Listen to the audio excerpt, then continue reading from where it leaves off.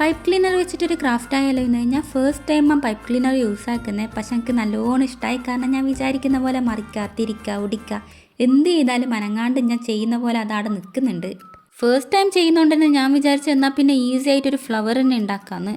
അതിന് വേണ്ടിയിട്ട് ആദ്യം ഇഷ്ടമുള്ളൊരു കളർ പൈപ്പ് ക്ലീനർ എടുക്കുക. എന്നിട്ട് പെന്നോ പെൻസിലോ എടുത്ത് അതിൻ്റെ പുറത്തേക്കായിട്ടൊന്ന് ചുറ്റി കൊടുക്കുക. എന്നിട്ട് അതിൻ്റെ രണ്ട് വശവും കൂടെ ഒന്നിച്ച് പിടിച്ച് ട്വിസ്റ്റ് ചെയ്തും കൊടുക്കുക. എന്നിട്ട് ഞാൻ വീഡിയോയിൽ കാണിക്കുന്ന പോലെ ആ വലിയ വശം വരുന്ന ഭാഗമില്ലേ, അതായത് പൈപ്പ് ക്ലീനറിൻ്റെ എൻഡിൽ വലിയ വശം വരുന്നത്, ആ ഒരു നമുക്ക് കിട്ടിയ സർക്കിളിൻ്റെ അതിൽ ഉള്ളിലൂടെ എടുത്തൊന്ന് പുറത്തേക്കൂടെ എടുക്കുക. ഇനി നമുക്ക് കിട്ടിയ ആ ഒരു റൗണ്ട്സ് ഇല്ലേ, അത് ജസ്റ്റ് ഒന്ന് വലിച്ചു കൊടുക്കുക. എല്ലാം വലിച്ചു കൊടുത്തു കഴിഞ്ഞാൽ അതെല്ലാം കൂടെ ഒന്ന് ട്വിസ്റ്റ് ചെയ്തും കൊടുക്കുക. നമ്മൾ പെറ്റൽസിൻ്റെ രൂപത്തിലേക്ക് ആക്കാൻ വേണ്ടിയിട്ടാണ്. അത് മൊത്തത്തിൽ ചെയ്ത് കഴിയുമ്പോൾ തന്നെ നമ്മുടെ ഫ്ലവർ ഏകദേശം റെഡി ആയിട്ടുണ്ടാവും. ഞാൻ പറയുന്നത് നിങ്ങൾക്ക് മനസ്സിലാവുന്നുണ്ടോ എന്നറിയില്ല. ഇനി മനസ്സിലായിട്ടില്ലെങ്കിൽ പറയുന്നത് ശ്രദ്ധിക്കേണ്ട, വീഡിയോ നോക്കി ചെയ്താൽ മതി. ഇനി ഇതേപോലെ 2 പൈപ്പ് ക്ലീനേഴ്സ് എടുക്കുക. എന്നിട്ട് നമ്മൾ ഗ്രീൻ പൈപ്പ് ക്ലീനറിൻ്റെ മുകളിലേക്കൂടെ യെല്ലോ പൈപ്പ് ക്ലീനർ വെച്ച് ജസ്റ്റ് ഒന്ന് ട്വിസ്റ്റ് ചെയ്ത് കൊടുക്കുക.